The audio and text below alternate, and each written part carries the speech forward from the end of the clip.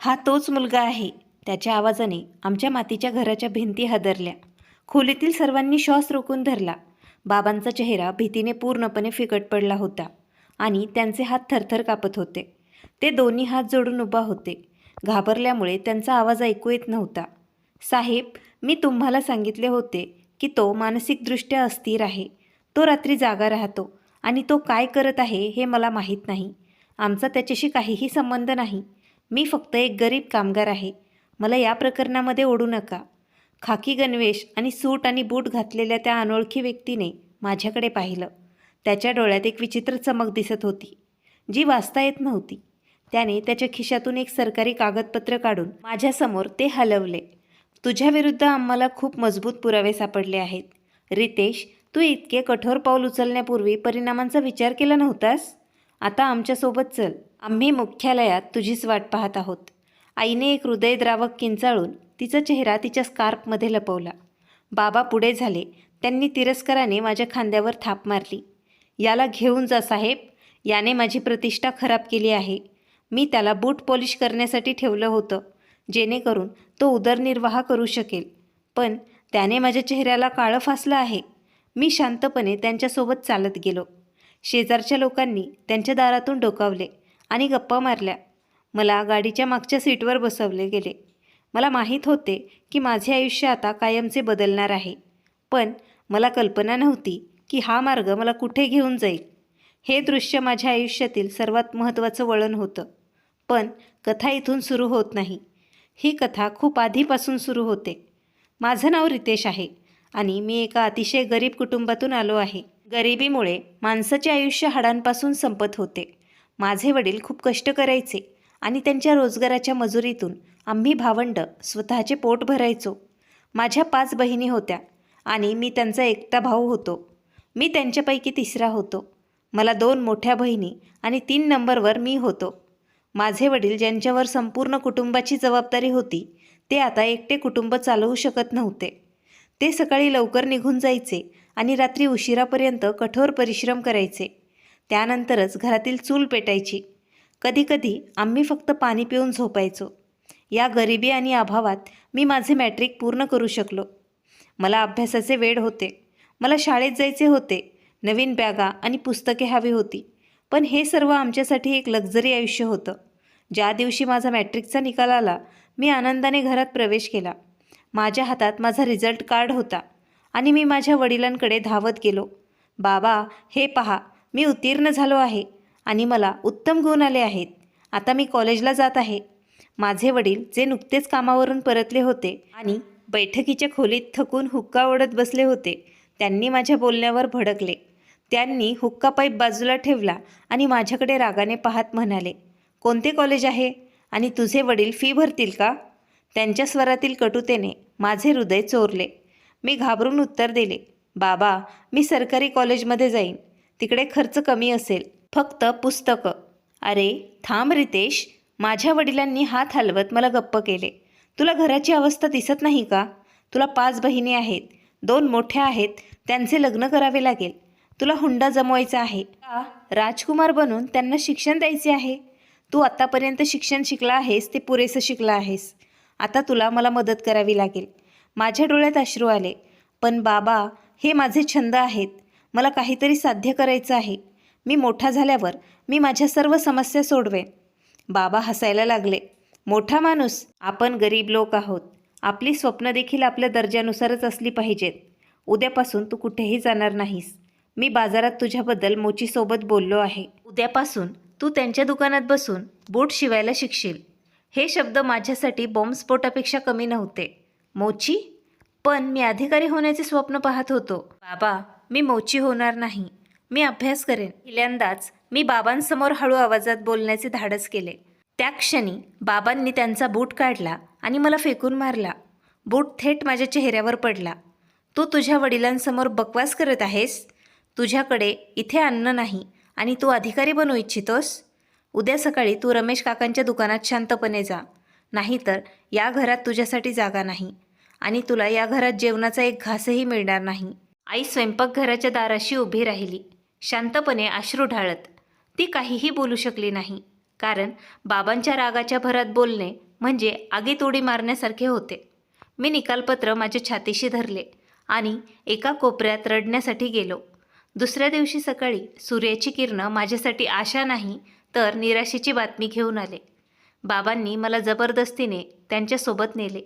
बाजाराच्या घाणेरड्या आणि अरुंद रस्त्यावरून जाताना आम्ही एका लहान जुन्या दुकानासमोर थांबलो. जिकडे चमड्याचा आणि डिंकाचा तिकडे तीव्र वास येत होता.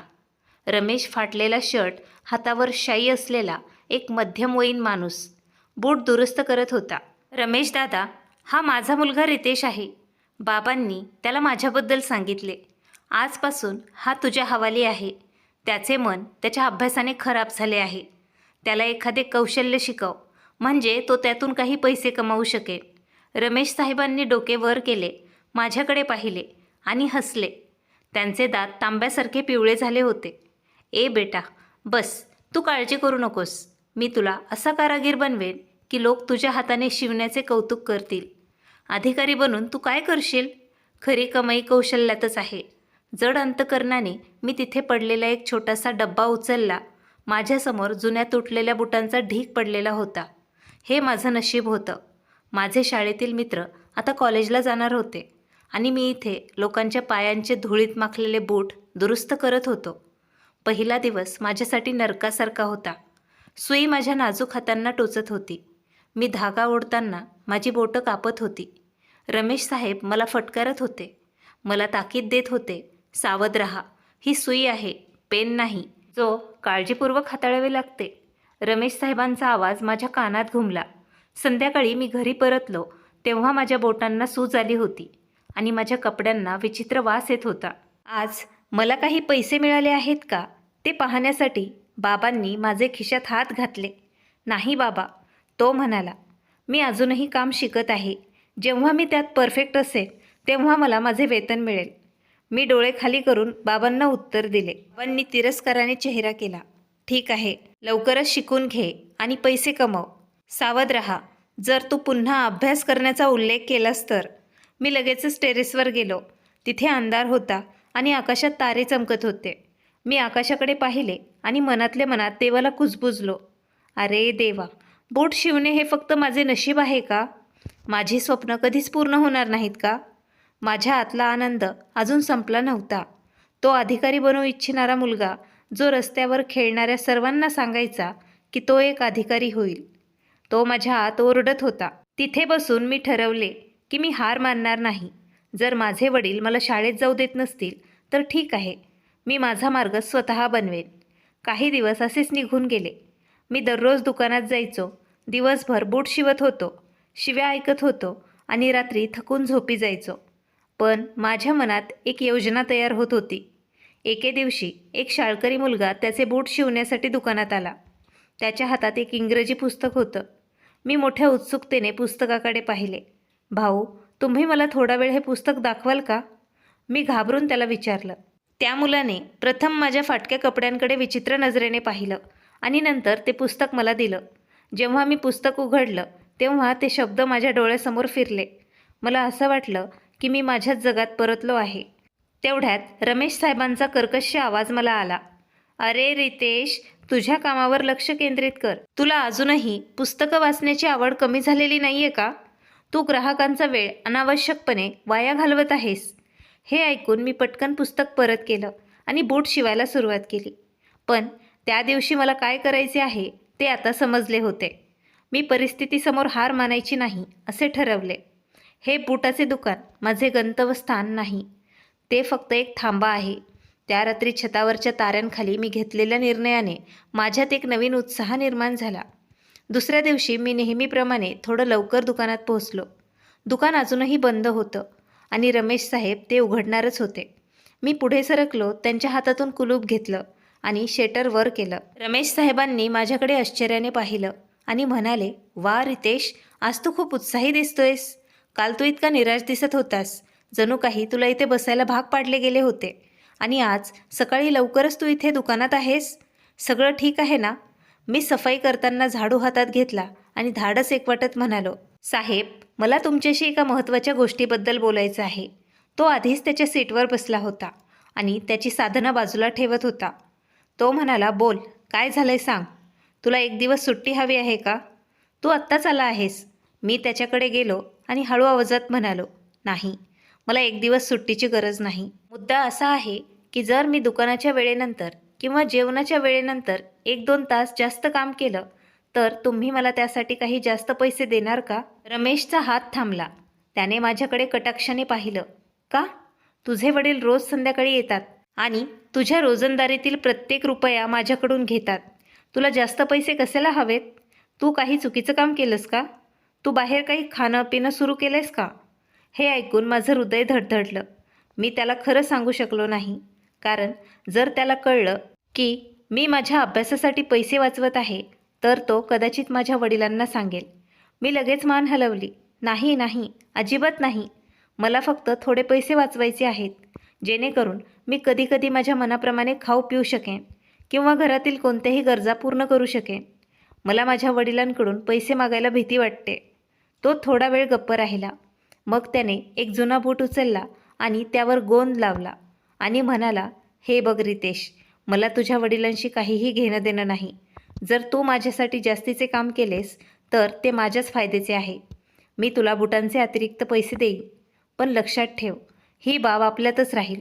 जर तुझे वडील येऊन माझ्याशी वाद घालत असतील तर मी स्पष्टपणे सांगेन की मी तुमच्या मुलाला काही पैसे दिले नाहीत.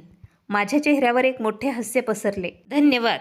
काळजी करू नका साहेब, मी माझ्या वडिलांना कळवणारही नाही. त्या दिवशी माझ्या आयुष्यातील एका नवीन आणि कठीण टप्प्याची सुरुवात झाली. मी दिवसभर यंत्रासारखं काम केलं. संध्याकाळी माझे वडील दुकानात येत असायचे. त्यांचा चेहरा नेहमीसारखाच कठोर असायचा. ते रमेश साहेबांना विचारायचे, आज रितेशने किती पैसे कमवले? तो माझ्याकडे बाजूला पाहायचा आणि तीच रक्कम माझ्या वडिलांच्या हातात ठेवायचा. हे बघ भाऊ, आजची त्याची कमाई घे. मुलगा खूप मेहनत करत आहे. आता पैसे घेत माझे वडील माझ्याकडे वळले आणि म्हणाले, चल घरी जाऊया. मला थेट घरी जायचे आहे. मला निरर्थकपणे इकडे तिकडे फिरायचे नाही. मी माझे डोके टेकावून त्यांच्या मागे जायचो. मला माझ्या खिशात लपवलेले ते काही नाणी जगातील सर्वात मोठी संपत्ती वाटायचे. ही माझ्या स्वतःच्या वडिलांकडून केलेली चोरीच होती, पण ही चोरी माझ्या भविष्याच्या उन्नतीसाठी होती.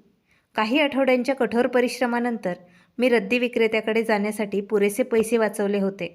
रद्दी विक्रेत्या काकांनी मला घाणेरडे फाटके शर्ट आणि फाटके बूट घातलेलं पाहून तिरस्काराने म्हणाले, अरे मुला, मागे हट, ही खेळण्याची जागा नाही. जा आणि तुझे काम कर. मी नाणी माझ्या मुठीत धरून त्यांच्या काउंटरवर ठेवली आणि विनवणी केली, काका, मला खेळण्यासाठी पुस्तकं नकोत, पण अभ्यासासाठी हवे आहेत. मला जुनी 11वीची पुस्तकं तुम्ही देता का? जर ती फाटलेली असली तरी? काकांनी पैशांकडे पाहिले आणि नंतर माझ्या दिसण्याकडे. त्यांचे वर्तन थोडे मऊ झाले. ते म्हणाले, तिथे पहा, तुम्हाला काही उपयुक्त पुस्तके सापडले तर. मी वेड्यासारखं त्या ढिगाऱ्यावर झडप घातली. मी धूळ आणि मातीने माखलेली पुस्तकं उचलली, जणू ती हिरे आणि सोन्याची नाणी आहेत. सध्या मला आवश्यक असलेल्या विषयांवर पुस्तकं सापडली. त्या पुस्तकांचे काही कागद फाटलेले होते, पण मी ते वाचू शकत होतो. मी आनंदाने ती विकत घेतली आणि माझ्या शर्टमध्ये लपवली. घरी पोहोचल्यानंतर सर्वात मोठी समस्या लपवणं होती. आमचं घर लहान होतं. 2 खोल्या होत्या जिथे आम्ही, माझ्या बहिणी आणि माझे पालक राहत होतो. मी पुस्तकं जुन्या पोत्यात गुंडाळली आणि छतावर तुटलेल्या खाटांच्या ढिगाऱ्याखाली लपवली. आता माझी खरी परीक्षा सुरू झाली. दिवसभराच्या कठोर परिश्रमानंतर जेव्हा रात्री माझे शरीर दुखत होते, माझे डोळे झोपेने जड व्हायचे, पण माझ्या आतला उत्साह मला झोपू देत नव्हता. जेव्हा सगळे झोपलेले असायचे आणि माझ्या वडिलांच्या घोरण्याचा आवाज यायचा, तेव्हा मी चोरून उठायचो. माझी पुस्तकं काढायचो आणि मेणबत्ती पेटवायचो. एका रात्री मी काही कठीण इंग्रजी शब्द पाठ करत होतो. तेव्हाच अचानक मला पायऱ्यांवरून येताना पावलांचा आवाज ऐकू आला. माझे हृदय धडधडत होते. जर ते माझे वडील असतील तर ते माझी हाडं मोडतील आणि मला निर्दयीपणे मारहाण करतील. ते माझे पुस्तकही जाळायचे. मी पटकन मेणबत्ती विझवली आणि झोपेचे नाटक करत पोत्याजवळ पडून राहिलो. आवाज जवळ आला आणि नंतर थांबला. मला एक सावली माझ्यावर झुकल्याचे जाणवले. भीतीने मी जाणून बुजून डोळे बंद केले. तेव्हाच एक मऊ हात माझ्या केसांना स्पर्श करत होता. ते हात खडबडीत होते, पण भावना ओळखीची होती. माझ्या आनंदी आईचा मऊ आवाज माझ्या कानावर पडला. तू अजून झोपला नाहीस? मी हळूहळू डोळे उघडले. मला चंद्रप्रकाशात आईचा चिंताग्रस्त चेहरा दिसला. मी उठून बसलो. आई, तू अजून जागी आहेस का? आईने माझ्याजवळ पडलेल्या पुस्तकांच्या पोत्यावर तिचा हात ठेवला. तिला सर्व काही समजलं होतं. ती माझ्याजवळ आली आणि हळू आवाजात म्हणाली, बेटा, तू स्वतःला का धोक्यात घालतोयस? जर तुझ्या वडिलांना कळले तर तुला खूप त्रास होईल. असो, तू दिवसभर खूप थकलेला असतोस, रात्रीही आराम करत नाहीस. मी आईचा हात धरला. आई, जर मी झोपी गेलो तर माझ्या स्वप्नांचं काय होईल? मला अभ्यास करू दे. मी वचन देतो की पप्पांना हे सर्व कळणार नाही. आईच्या डोळ्यात अश्रू आले.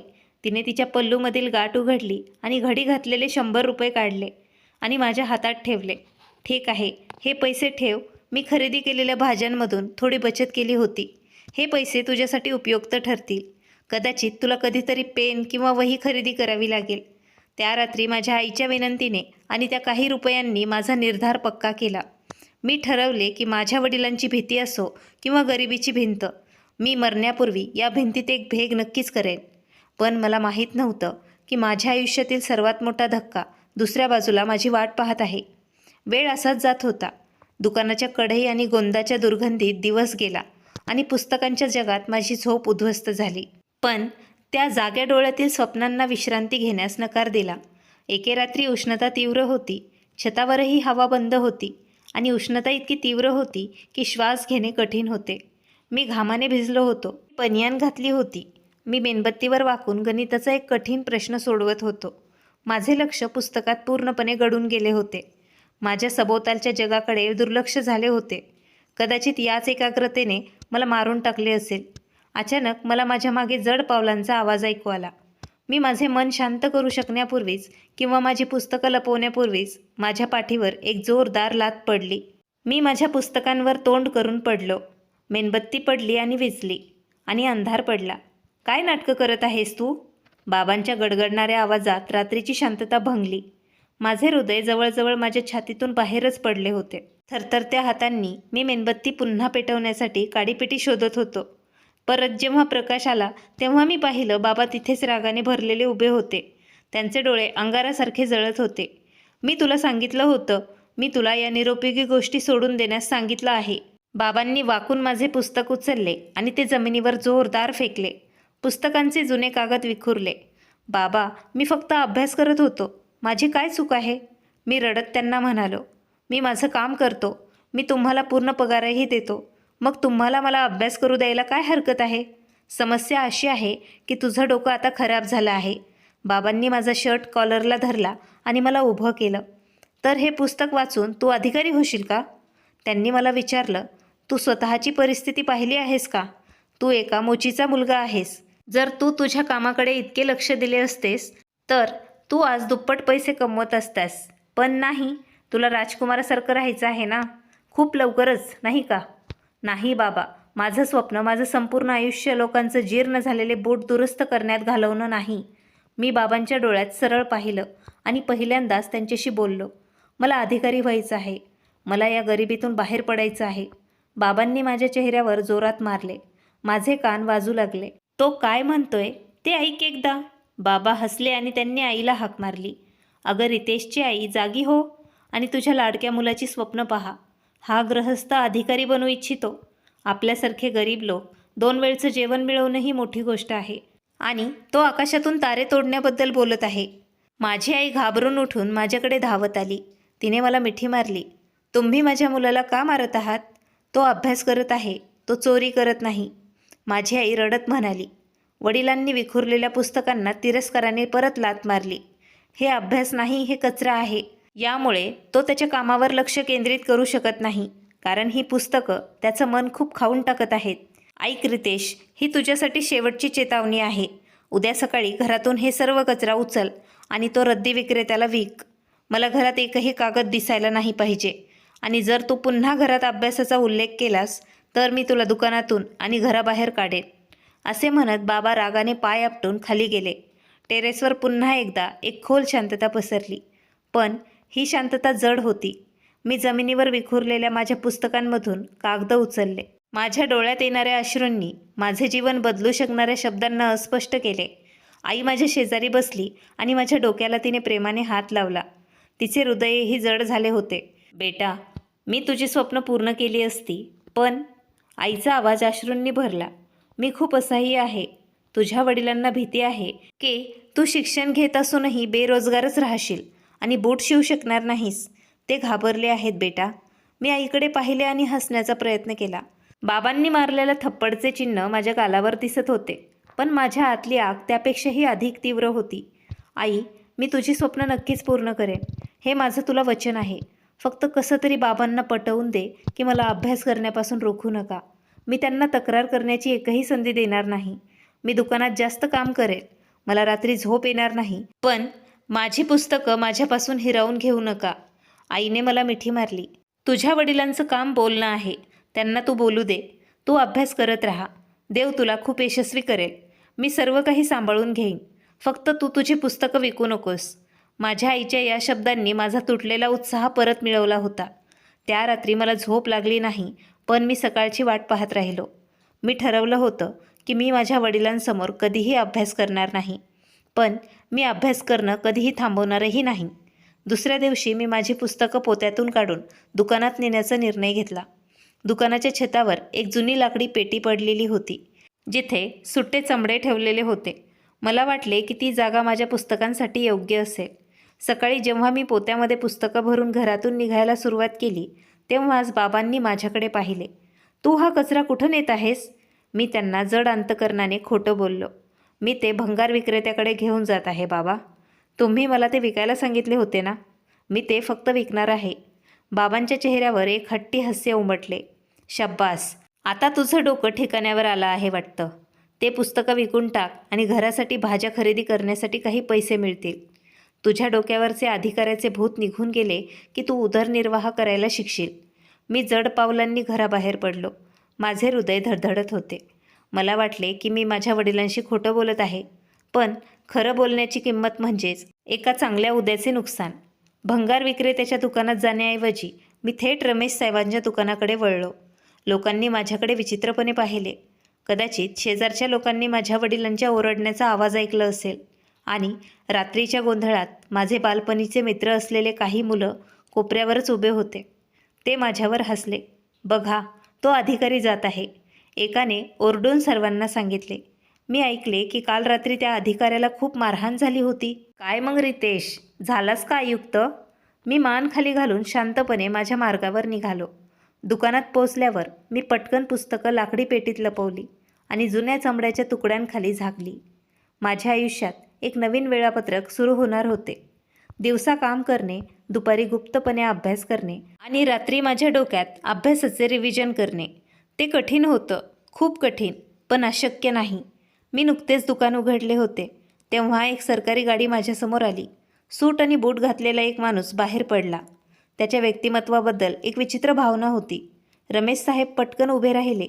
हो साहेब, तुमचे आदेश. त्यांनी हात जोडले तेव्हा त्या अधिकाऱ्याने माझ्याकडे पाहिले. मी एका कोपऱ्यात बसून माझे बूट साफ करत होतो. त्यांच्या डोळ्यात एक प्रश्न होता. हा मुलगा कोण आहे? अधिकाऱ्याने मला इशारा केला. हा रितेश आहे साहेब, मी त्याला व्यवसाय शिकवत आहे, त्याने उत्तर दिले. अधिकारी आला आणि माझ्या डोळ्यात पाहत खाली वाकला. बेटा, तू तेच आहेस ना ज्याने मॅट्रिकमध्ये संपूर्ण बोर्डात टॉप केलं होतं? मुख्याध्यापक म्हणत होते. त्या अधिकाऱ्याचे बोलणे ऐकून माझा बूट माझ्या हातातून खाली पडला. माझे हृदय माझ्या छातीत धडधड करत होते आणि मला वाटले की बाहेरच्या सर्वांनी त्याचे बोलणे ऐकले असेल. मी घाबरलेल्या डोळ्यांनी आजूबाजूला पाहिले. सुदैवाने त्यावेळी दुकानात एकही ग्राहक नव्हता आणि रस्त्यावर इतका गोंधळ होता की इतर कोणीही त्याचे बोलणे ऐकले नव्हते. रमेश साहेब दूरवर उभा होते. त्यांचे तोंड उघडे होते. कधी माझ्याकडे तर कधी अधिकाऱ्याकडे ते पाहत होते. मी पटकन माझ्या जागेवरून उठलो आणि अधिकाऱ्याकडे गेलो आणि हात जोडून बोललो. साहेब, देवाच्या फायद्यासाठी हळुवारपणे बोला. माझ्या वडिलांनी किंवा परिसरातील कोणी ऐकले तर त्याचे परिणाम खूप वाईट होतील. मी तुमच्या पाया पडतो. मी कोणतेही टॉप केलेले आहे किंवा मी अभ्यास करतो हे कोणालाही तुम्ही सांगू नका. माझी प्रतिक्रिया पाहून अधिकारी स्तब्ध झाला. त्याला कदाचित मी आनंदाने उड्या मारण्याची किंवा बक्षीस मागण्याची अपेक्षा होती, पण मी माझ्या यशाला एखाद्या गुन्ह्यासारखं लपवत होतो. पण बेटा, हा आनंद साजरा करण्यासारखा आहे. खाजगी परीक्षा देऊन तू सर्वोत्तम शाळांमधील विद्यार्थ्यांनाही मागे टाकले आहेस. तुझे नाव वर्तमानपत्रात असायला हवे होते. अधिकारी हळुवारपणे म्हणाला. नाही साहेब, हे गुपित राहिले तर मी अधिक आनंदी आहे. माझ्या वडिलांना अभ्यास आवडत नाही. त्यांना वाटते की हे सर्व निरुपयोगी आहे. जर त्यांना कळले की मी अजूनही गुप्तपणे अभ्यास करत आहे तर ते माझी पुस्तकं जाळून टाकतील आणि मला घरातून काढून टाकतील. मी तुम्हाला हे कोणालाही न सांगण्याची विनंती करतो. अधिकाऱ्याने एक दीर्घ श्वास घेतला आणि माझ्या डोळ्यात लपलेली असह्यता वाचली. त्याने माझ्या खांद्यावर हात ठेवला आणि म्हणाला, तू एक विचित्र मुलगा आहेस. हल्ली लोक त्यांच्या यशाबद्दल बडाई मारतात, पण तू ते लपवत आहेस. जर तुला असेच हवे असेल तर मी गप्पच राहील. पण लक्षात ठेव, तू एक हिरा आहेस आणि हिरा कोळशाच्या खाणीतही लपून राहू शकत नाही. तो अधिकारी तिथून निघून गेला. तो निघून जाताना माझ्या आत एक नवीन आशा जागृत झाली. मला खात्री पटली की माझा मार्ग बरोबर आहे. रमेश साहेबांनी माझ्याकडे पाहत विचारले, काय शिस्त आहे? ते काय बोलत होता? मी पटकन सगळं काही बदलून टाकण्याचा प्रयत्न केला. ते काहीच नव्हतं. ते विचारत होते की जवळच वापरलेल्या पुस्तकांचं दुकान आहे का? मी फक्त त्यांना त्या दुकानाचा पत्ता सांगत होतो. रमेश साहेब खांदे उंचावून पुन्हा त्यांच्या कामाला लागले. त्या दिवसापासून माझी आवड आणखीनच वाढली. इंटरमिडिएट नंतर मी त्याच प्रकारे रत्ती विक्रेत्याकडून माझी BAची पुस्तकं विकत घेतली आणि माझा गुप्त अभ्यास सुरू ठेवला. वेळ निघून गेला. दिवस महिन्यात आणि महिने वर्षात बदलले. माझे आयुष्य 2 भागात विभागले गेले. दिवसा उजेडात एक नम्र मोची आणि रात्रीच्या अंधारात अभ्यासासाठी तहानलेला विद्यार्थी. आमच्या घरात वीज नसल्याने मी रात्री मेणबत्तीच्या प्रकाशात अभ्यास करायचो. उन्हाळ्याच्या रात्री जेव्हा सर्वजण गच्चीवर झोपायचे तेव्हा मी खाली बसून कडक उन्हाळ्यात गरमीत अभ्यास करायचो. प्रकाश बाहेर जाऊ नये म्हणून प्रयत्न करायचो. पण कधीकधी जेव्हा मी थकून जायचो तेव्हा मी ते पुस्तकं डोक्यावरच ठेवून झोपी जायचो. एका रात्री मी नेहमीप्रमाणे अभ्यास करत असताना एक मेणबत्ती पडली आणि माझ्या शर्टच्या कोपऱ्याला आग लागली. मी घाबरून जागा झालो आणि आग विझवली. पण घाईघाईत मला खुर्ची पडल्याचा आवाज आला. बाबा जागे झाले. ते खाली आले आणि बडबड करत म्हणाले, कोण आहे तिथे? चोर आहे का? मी पटकन पुस्तकं लपवून झोपलो. बाबा आले आणि मला पाहिले तेव्हा मी झोपेचे नाटक करत होतो. ते तिथेच थांबले आणि नंतर मला लाथ मारून उठवले. तू इथे काय करत होतास? मी आवाज ऐकला आणि तो जाळण्याचा वास कशाचा येत होता? मी घाबरून म्हणालो, नाही नाही बाबा, कदाचित तो उंदीर असेल. मी त्याला पळवून लावत होतो. बाबांनी माझ्याकडे संशयाने पाहिले आणि मग जोरात ओरडू लागले, मला वेड्यात काढू नकोस. म्हणजे तू पुन्हा ती पुस्तकी नाटकं करत आहेस ना? मी तुला सांगितलं होतं की जर थांबला नाहीस तर मी तुझे पाय तोडून टाकेन. संपूर्ण परिसर झोपला आहे आणि नवाबसाहेब जागे आहेत. तू माझी झोप मोडत आहेस. त्यांचे बोलणे आणि ओरडणे इतके जोरात होते की ते शेजारच्या घरापर्यंतही त्यांचा आवाज पोचला. त्यांचा आवाज शांत रात्रीत प्रतिध्वनित झाला. शेजाऱ्यांच्या छतावरून खोकल्याचे आणि बोलण्याचे आवाज ऐकू येत होते. मी लाजिरवाना झालो. बाबांनी मला खूप फटकारलं आणि नंतर मी वरच्या मजल्यावर गेलो. मी माझ्या BA आणि BSCची पदवी अशाच प्रकारे उत्तीर्ण झालो. कोणाच्याही लक्षात न येता. आता माझ्यासमोर सर्वात मोठा डोंगर उभा होता, स्पर्धा परीक्षा. हे माझे खरं स्वप्न होतं. मी इतकी वर्ष काट्यांमधून प्रवास करत होतो. ते ठिकाण. पण त्यासाठी पुस्तकं खूप महाग होती आणि परीक्षेचे शुल्क माझ्या आवाक्याबाहेर होते. मी रमेश साहेबांना सांगितलं की मी एक वेळचं जेवण करणार नाही. त्याऐवजी ते मला त्या बदल्यात पैसे द्या. रमेश साहेबांनी आश्चर्याने विचारलं, जर तुला भूक लागली असेल तर? मी खोटं बोललो. माझ्यासाठी मैद्याचं जेवण तुम्ही करू नका असं डॉक्टरांनी मला सांगितलं आहे. डॉक्टरांनी मला ते टाळण्याचा सल्ला दिला होता. अशा प्रकारे मी दररोज जेवण वगळत होतो. सर्वजण जेवत असताना मी पाण्याने माझी भूक भागवत होतो आणि दुकानाच्या मागच्या बाजूला बसून कागदावर नोट्स लिहित होतो. भुकेने माझे डोके खूप फिरत होते. माझे डोळे काळे व्हायचे. पण मला माझ्या वडिलांचे टोमणे आणि शेजाऱ्यांचे हास्य आठवत असे आणि माझा उत्साह आणखी तीव्र होत असे. मी प्रत्येक पैसा वाचवला. माझी भूक दूर करून मी परीक्षेची फी भरण्यात आणि काही आवश्यक पुस्तकं घेण्यात यशस्वी झालो. घरी कोणालाही मी काय करत आहे हे माहीत नव्हतं. माझी आई कधीकधी माझ्या कुमकुवत तब्येत पाहून खूप रडायची. पण मी तिला सांत्वन देत होतो. फक्त काही दिवस बाकी आहेत आई, नंतर सर्व काही ठीक होईल.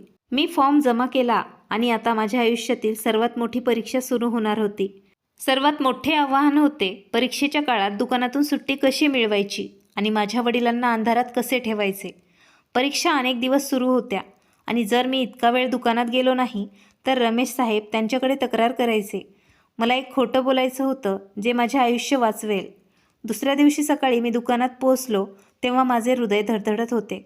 रमेश साहेब बूट शिवत होते. मी त्यांच्या शेजारी जाऊन बसण्याचे धाडस केले आणि म्हणालो, मला तुमच्याशी बोलायचे आहे. माझ्या आवाजात चिंता स्पष्टपणे दिसून येत होती. रमेश साहेब सुई आणि धागा ओढत माझ्याकडे पाहत होते.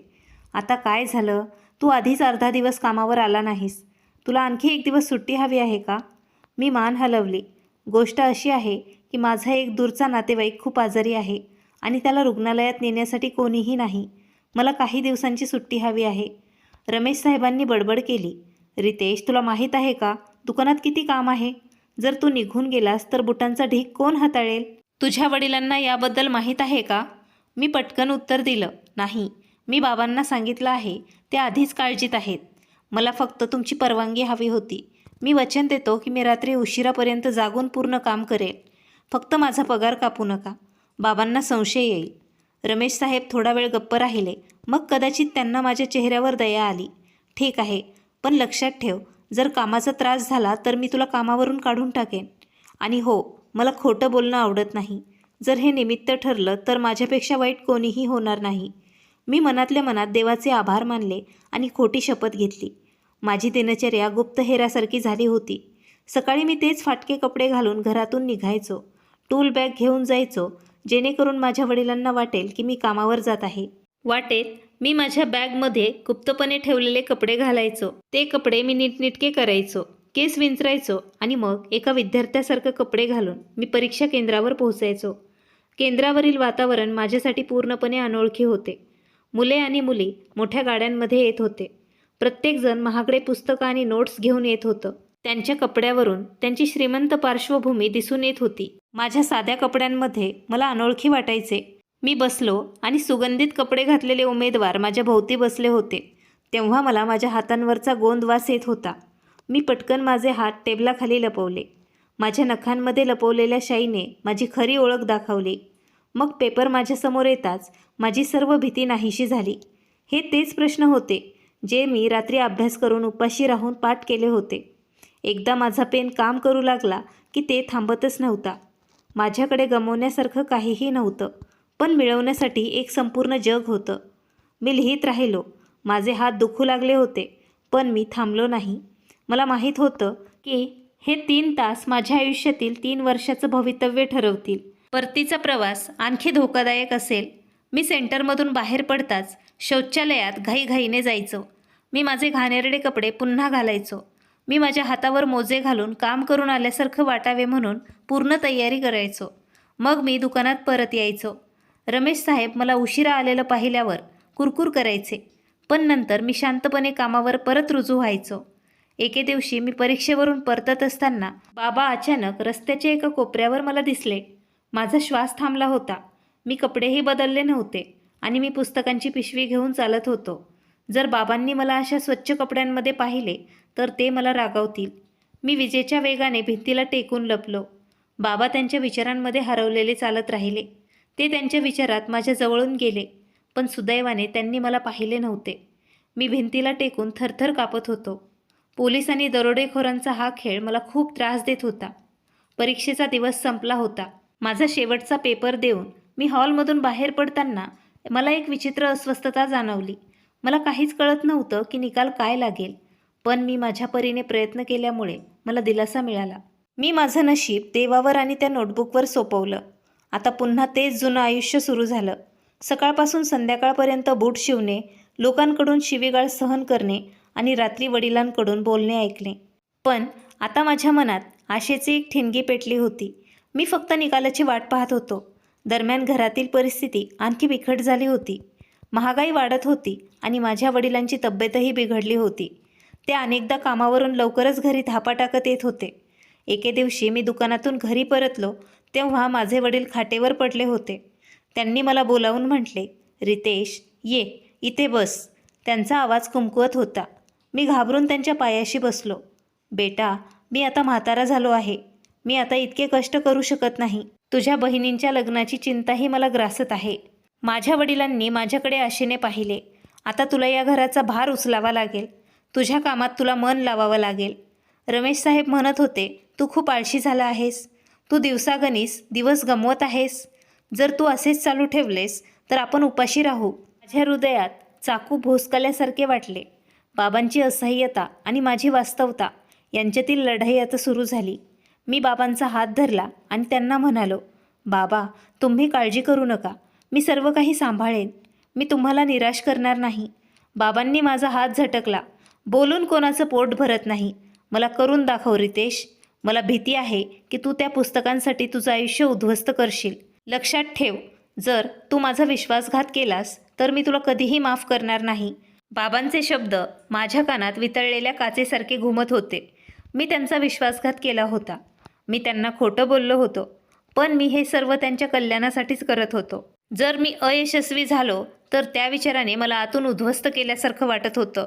पण जर मी नापास झालो तर मी खरोखरच बाबाविरुद्ध दोषी असेन. निकाल जाहीर होण्यास अजून काही वेळ शिल्लक होता आणि ही वाट पाहणे माझ्यासाठी परीक्षेपेक्षाही कठीण होतं. प्रत्येक जाणारा दिवस माझ्यासाठी कठीण होता. मी दररोज प्रार्थना करत असताना विचार करत होतो की एखाद्या मोचीचा मुलगा खरोखरच अधिकारी बनू शकतो का? किंवा ते प्रत्यक्षात नाही तर पुस्तकात घडलेले काहीतरी असते का? नशीब माझ्यासमोर उघडं तोंड घेऊन उभं होतं आणि मी त्यांच्यासमोर असह्य उभा होतो. मग तो दिवस आला जेव्हा परीक्षेचा निकाल जाहीर होणार होता. मी दुकानात बसलो होतो, पण माझे हात थरथरत होते. मी रमेश साहेबांना पोटदुखीचे नाटक केले आणि जवळच्या इंटरनेट कॅफेकडे धावलो. तिथल्या मुलाने माझा रोल नंबर टाकला आणि स्क्रीनवर एक यादी दिसली. मी माझा श्वास रोखला आणि तिथे मला माझे नाव दिसले. माझे नाव तेजस्वीपणे चमकत होते. मी परीक्षेत पास झालो होतो. माझ्या आनंदाला सीमा नव्हती, पण मी तिथे ओरडूही शकलो नाही. मी शांतपणे देवाचे आभार मानले आणि दुकानात परतलो. रमेश साहेबांनी विचारले की काय झालं? मी म्हणालो की मी आत्ताच औषध घेतलं आहे, आता मला बरं वाटतं आहे. त्या संध्याकाळी घरी आल्यावर मला माझ्या बाबांच्या पाया पडून त्यांना सांगायचं होतं की मी पहिला टप्पा पार केला आहे. पण त्यांची अवस्था पाहून मी स्वतःला थांबवलं. ते खाटेवर बसले होते, त्यांना खोकला येत होता आणि त्यांच्या चेहऱ्यावर त्यांची अस्वस्थता स्पष्ट दिसत होती. माझ्या वडिलांनी मला पाहताच ते म्हणाले, रितेश, आज माझ्याकडे किराणा सामानासाठी पैसे नाहीत. तू रमेश साहेबांकडून काही उधार पैसे घेऊन यायला पाहिजे होतेस. घरात पीठ संपलं आहे. मी माझ्या खिशातून माझी बचत काढली, जी मी मुलाखतीच्या तयारीसाठी साठवली होती, आणि सावधपणे माझ्या वडिलांच्या हातात ठेवली. बाबांनी आश्चर्याने माझ्याकडे पाहिले. त्यांना आश्चर्य वाटले की ते पैसे कुठून आले. मी उत्तर दिले, रमेश साहेब खूप खुश आहेत आणि मला त्यांनी बक्षीस दिलं आहे. मी आज चांगलं काम केलं होतं. देवाचे आभार, तू तुझ्या कामावर लक्ष केंद्रित केलं आहेस. देव तुला आशीर्वाद देव. त्याच्या वडिलांच्या चेहऱ्यावर एक समाधानाची भावना दिसत होती. पुढचे पाऊल मुलाखतीचे होते. मला माहीत होते की मला यासाठी एक सूट लागेल आणि माझ्याकडे नवीन सूट शिवण्यासाठी पुरेसे पैसे नव्हते. रविवारी मी मंडी बाजारात गेलो. तिथे वापरलेल्या कपड्यांचे ढीग पडलेले होते. खूप शोध घेतल्यानंतर मला एक काळा कोट आणि माझ्या आकारात बसणारे स्लॅक्स सापडले. ते थोडेसे जीर्ण होते, पण इस्त्री केल्यानंतर ते नवीन दिसू शकत होते. दुकानदाराशी वाद घातल्यानंतर मी तो सूट कमी दरात विकत घेतला. घरी तो लपवणे कठीण होतं.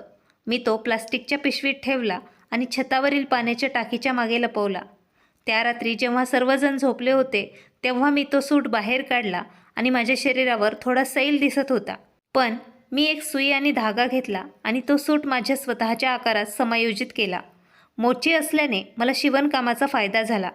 मी रात्रभर माझ्या शरीराला अनुरूप असा सूट तयार केला. मग मुलाखतीचा दिवस आला.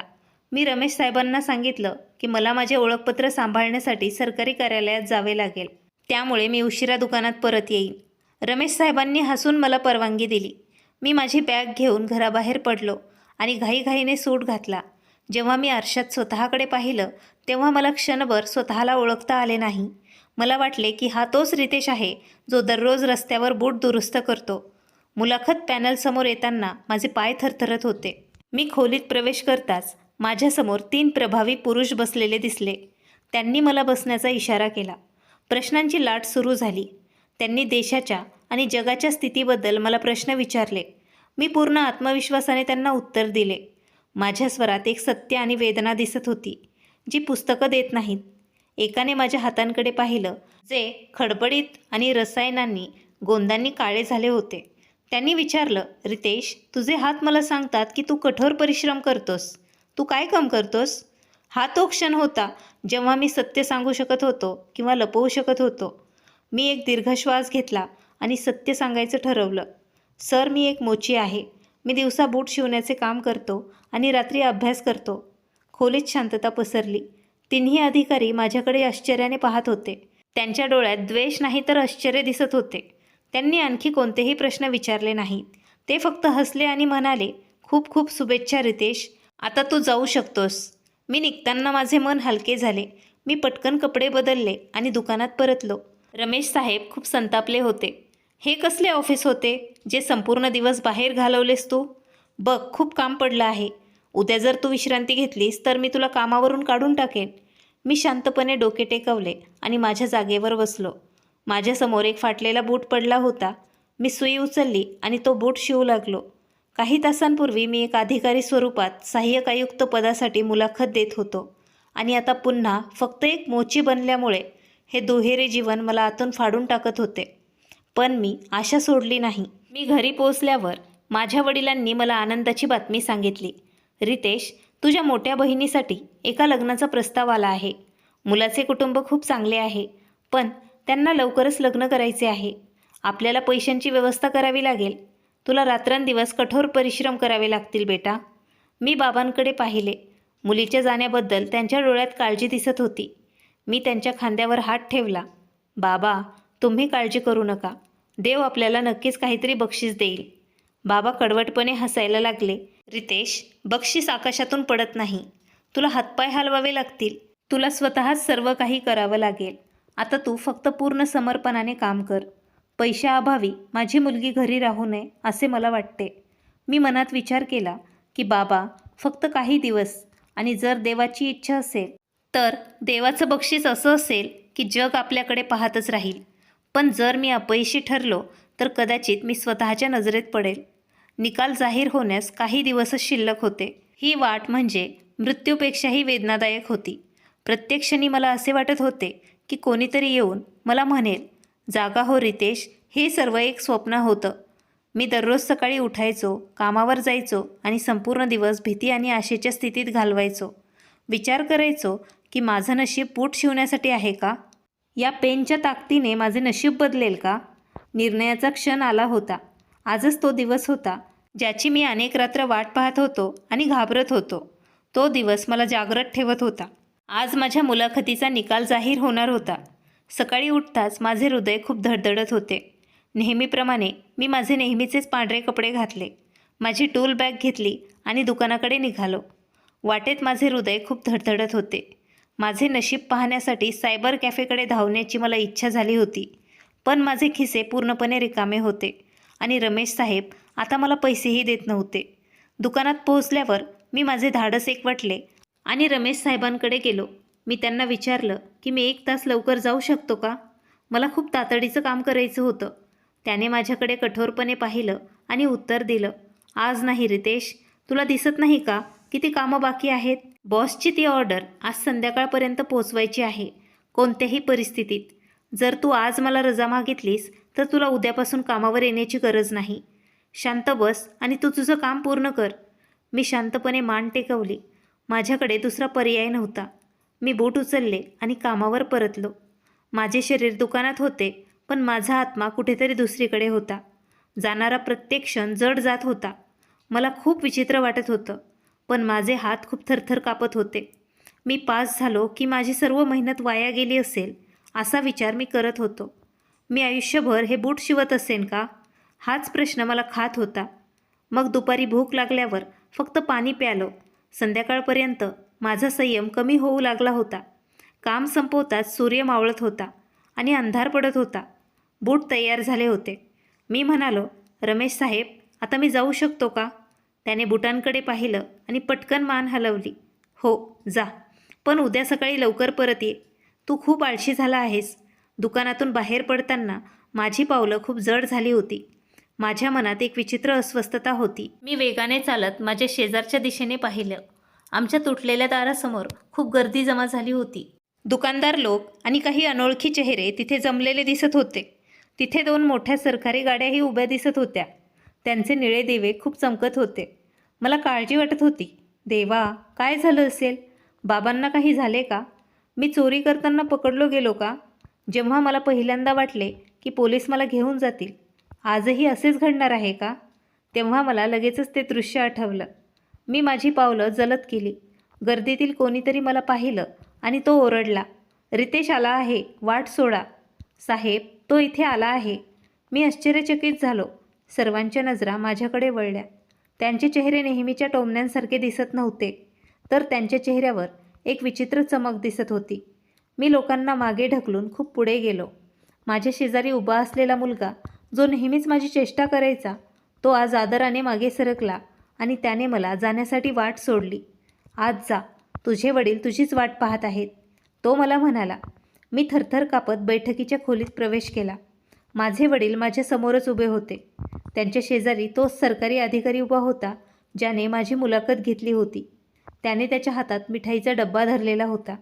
त्याच्या डोळ्यातून अश्रू वाहत होते. मला भीती वाटत होती की तो रागावेल, पण मग अधिकारी हसला आणि मोठ्याने म्हणाला, "या रितेश साहेब, आम्ही तुमचीच वाट पाहत होतो.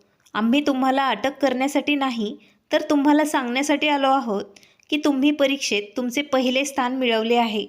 अभिनंदन सहाय्यक आयुक्त." माझे वडील थरथरत्या पावलांनी पुढे आले आणि मला त्यांनी घट्ट मिठी मारली.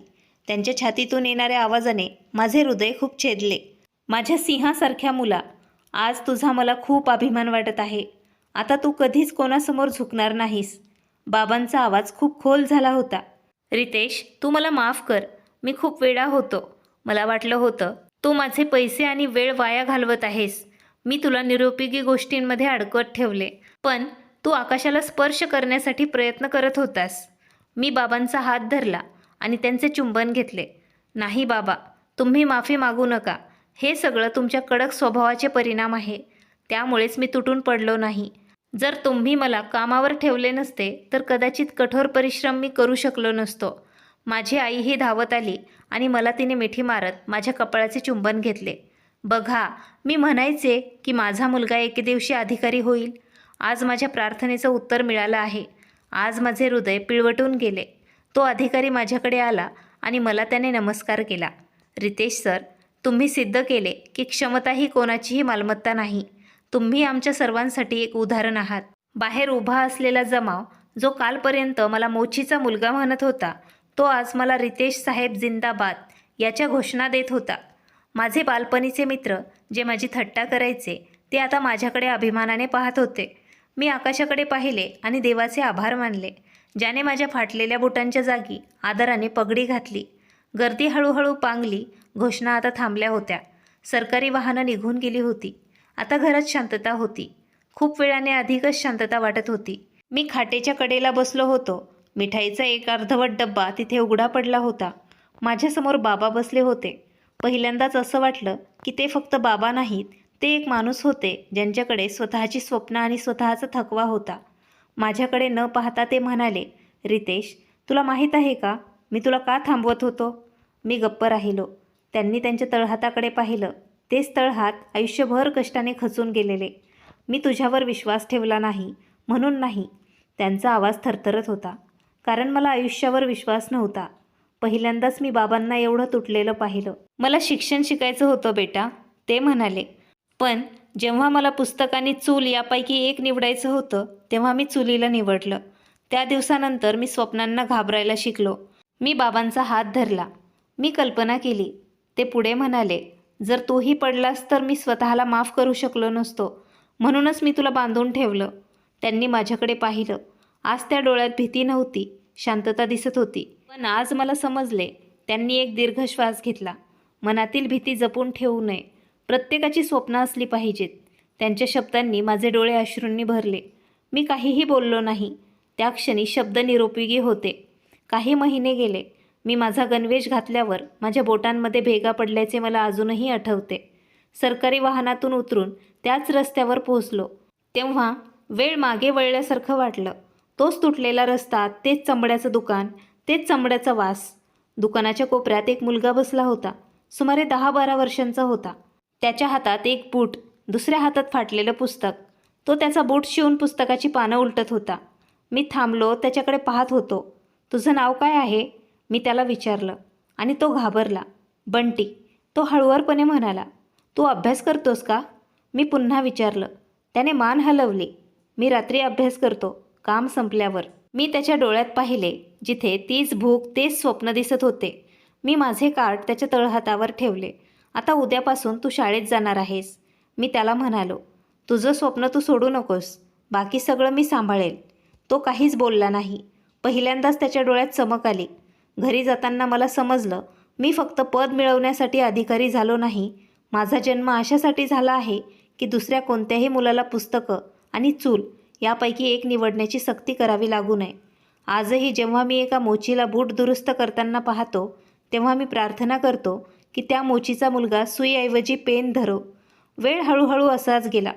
माझ्या नावाला जोडलेली पदवी सामान्य ज्ञानात आली होती. पण माझ्यासाठी सर्वात महत्त्वाची ओळख अजूनही तीच होती, मोचीचा मुलगा. ऑफिसच्या फाईल, बैठका आणि निर्णयांमध्ये जेव्हा मी पेन उचलत होतो, तेव्हा माझ्या बोटांमधील जुन्या भेगा मला माझ्या मागच्या दिवसांची आठवण करून देत असे. बंटी आता दररोज शाळेत जात असे. सकाळी त्याच्या पाठीवर एक बॅग आणि संध्याकाळी तीच बॅग आशेने भरलेली असायची. कधीकधी तो धावत येऊन माझ्यासमोर त्याची वही उघडायचा. सर, आज शाळेत शिक्षकांनी माझे कौतुक केले. तो हसायचा.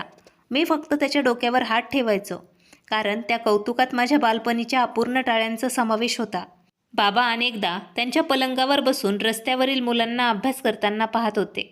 कधीकधी ते म्हणायचे, रितेश, मला असं वाटतं की ते सर्व आता शिकतील. आणि मी त्यांना पाहून हसायचो. माझ्या बहिणीचे लग्नही साधेपणाने झाले होते. कोणताही देखावा नाही, उधारीवर पण नाही. आता बाबांच्या डोक्यावर कोणताही भार नव्हता, फक्त शांतता होती. एके दिवशी ऑफिसमधून परतताना मी पुन्हा त्याच दुकानासमोर थांबलो, जिथे एकेकाळी माझे संपूर्ण जग बंदिस्त होते. रमेश सर अजूनही तसेच होते. मला पाहून उभे राहिले. आज त्यांच्या डोळ्यात कोणताही पश्चाताप दिसत नव्हता. रितेशला ते हळुवारपणे म्हणाले, कृपया मला माफ कर. मी तुला ओळखू शकलो नाही. मी त्यांचे पाय स्पर्श केले. नाही, तुम्हीच मला कठोर परिश्रम शिकवले आहे. मी म्हणालो, जर हे दुकान नसते तर कदाचित ती खुर्ची तिथे नसती. ते काहीही बोलले नाही, फक्त त्यांचे डोळे ओले झाले. मग मी संध्याकाळी घरी परतलो, तेव्हा बाबा दारात उभे होते. त्यांनी आकाशाकडे पाहिले आणि म्हणाले, हे बघ बेटा, आज मला गरिबीचं दुःख नाही आहे. मीही वर पाहिले. आकाश तितकेच मोकळे आणि स्वच्छ दिसत होते. मला समजले की एखाद्याचे नशीब बदलण्यासाठी जागेपेक्षा जास्त फक्त आवड लागते. आणि जेव्हा आवड खरी असते, तेव्हा फाटलेले बूट देखील आदराचे मार्ग मोकळे करू शकतात. ही कथा तिथेच संपत नाही. अंधारात बसून प्रकाशाचे स्वप्न पाहणाऱ्या प्रत्येक मुलापासून ती सुरू होते. जर कोणी विचारले की मोचीचा मुलगा अधिकारी बनू शकतो का, तर उत्तर फक्त हो असे आहे. फक्त त्याने हार मानायची नाही. आता मला समजले आहे की जेव्हा आवड हृदयात असते, तेव्हा एखादी व्यक्ती जे काही ठरवते ते साध्य करू शकते. मित्रांनो, मला आशा आहे की तुम्हाला आजची कथा आवडली असेल. जर तुम्हाला ही कथा आवडली असेल तर कृपया व्हिडिओ लाईक करा. जर तुम्ही चॅनलवर नवीन असाल तर कृपया सबस्क्राईब करा. पुढील अपडेट मिळवण्यासाठी बेल आयकॉनवर नक्की क्लिक करा. धन्यवाद.